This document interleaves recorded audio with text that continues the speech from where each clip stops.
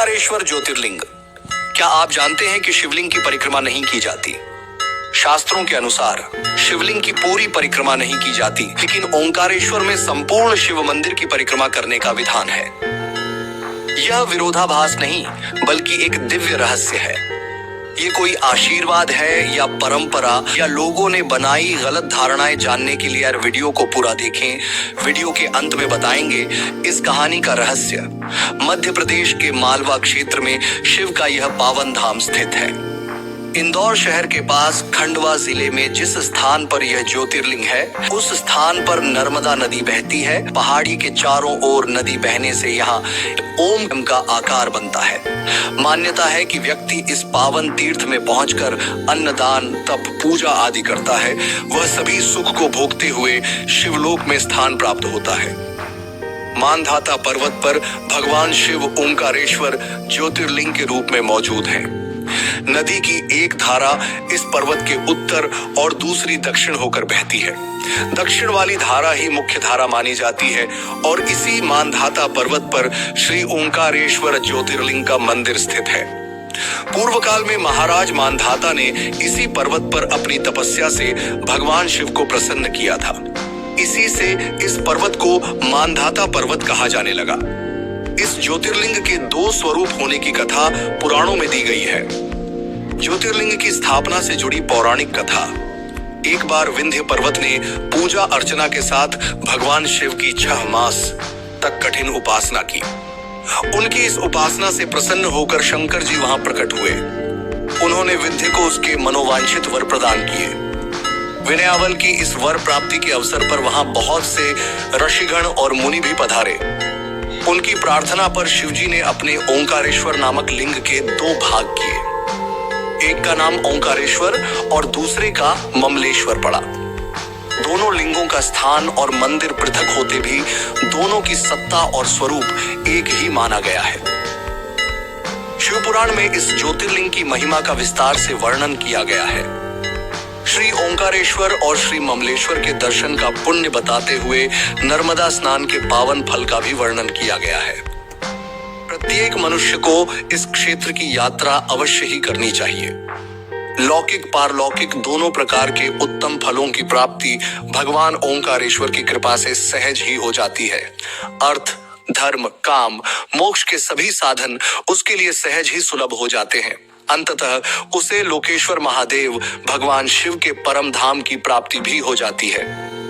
कहते हैं कि भगवान शिव तो भक्तों पर अकारण ही कृपा करने वाले हैं। जो इंसान भगवान के दर्शन करने के लिए आता है, उसका सोया हुआ भाग्य खुल जाता है। यह तट ओम के आकार का है।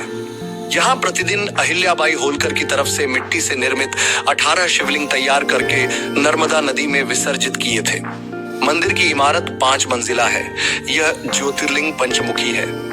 लोगों का मानना है कि भगवान शिव तीनों लोकों का भ्रमण करके यहाँ विश्राम करते हैं। तभी रात्रि में यहाँ शिव भगवान जी की शयन आरती की जाती है। कहा जाता है कि भक्तजनों के सारे संकट यहाँ दूर हो जाते हैं। ऐसा भी कहा जाता है कि आप चाहे सारे तीर्थ कर लें, लेकिन ओंकारेश्वर के दर्शन करे बिना अधूरे हैं। इसीलिए भक्तगण दूर दूर से यहाँ भारी संख्या में आते हैं। दूसरी पौराणिक कथा। क्या आपने कभी सोचा है कि एक पर्वत भी अहंकार कर सकता है? और जब अहंकार को ठेस पहुंचती है तो क्या होता है? नारद मुनि की एक साधारण सी बात ने एक पूरे पर्वत को हिला दिया। विंध्याचल, जो अपनी ऊंचाई पर गर्व करता था, वह ऐसा क्या सुन बैठा कि उसने भगवान शिव की घोर तपस्या करनी शुरू कर दी। और फिर भगवान शिव ने जो वरदान दिया, उसने इस धरती पर 2 दिव्य शिवलिंगों की स्थापना कर दी।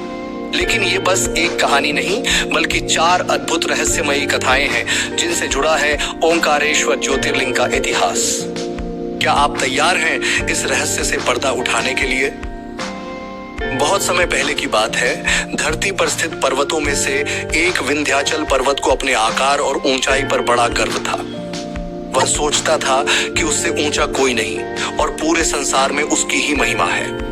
लेकिन जब उसे यह ज्ञात हुआ कि सुमेरु पर्वत देवताओं के लोक तक पहुंचा हुआ है, तो उसके गर्व को ठेस पहुंची। संयोग से उसी समय वहां नारद मुनि आए।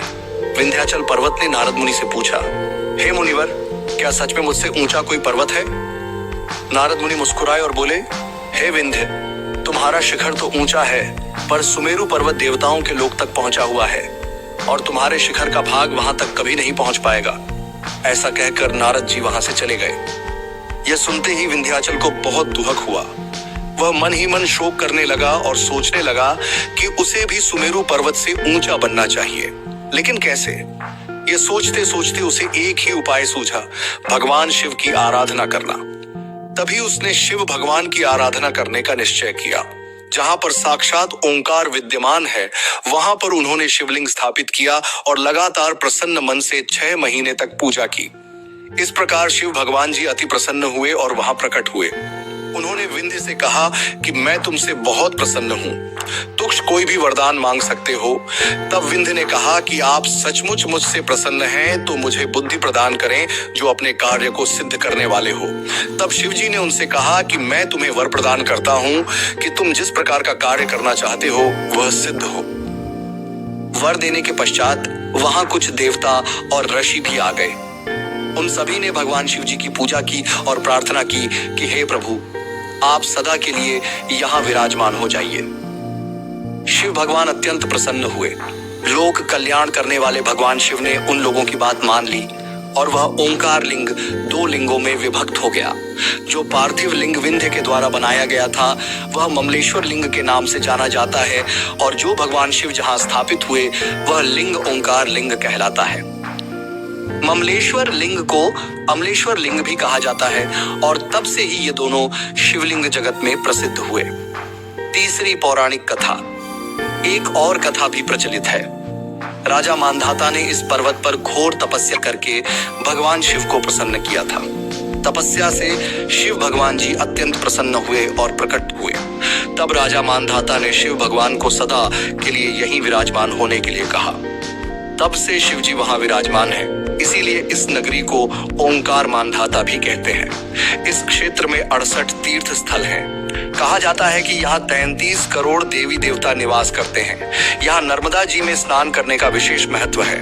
नर्मदा जी के दर्शन मात्र से ही आपके सारे पाप दूर हो जाते हैं। चौथी पौराणिक कथा। एक कथा यह भी है कि एक बार देवों और दानवों के बीच युद्ध हुआ। दानवों ने देवताओं को पराजित कर दिया। देवता इस बात को सह न सके और हताश होकर शिव भगवान से विनती की और पूजा अर्चना की। उनकी भक्ति को देखकर शिव भगवान अत्यंत प्रसन्न हुए और ओंकारेश्वर ज्योतिर्लिंग रूप में स्थापित हुए और दानवों को पराजित किया।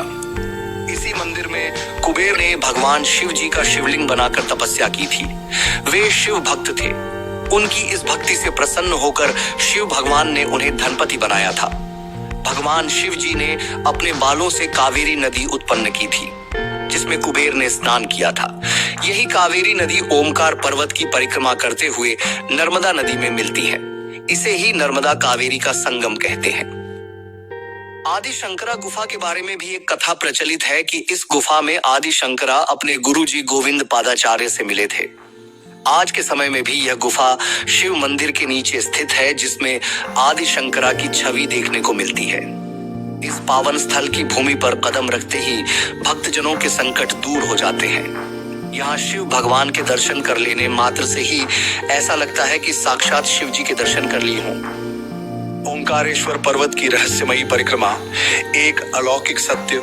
1, 2 जब भगवान शिव स्वयं पर्वत बन गए, विंध्याचल पर्वत की घोर तपस्या से प्रसन्न होकर भगवान शिव ने ओंकारेश्वर ज्योतिर्लिंग के रूप में प्रकट होने के साथ साथ स्वयं को संपूर्ण पर्वत में समाहित कर लिया। इसका अर्थ, ओंकारेश्वर पर्वत कोई साधारण पर्वत नहीं बल्कि स्वयं भगवान शिव का दिव्य स्वरूप है। परिणाम, पर्वत की परिक्रमा करना शिवलिंग की परिक्रमा करने के समान माना जाता है। 3, जल भी करता है भगवान की परिक्रमा। नर्मदा कावेरी संगम। कुबेर की तपस्या से प्रसन्न होकर भगवान शिव ने अपनी जटाओं से कावेरी नदी प्रवाहित की।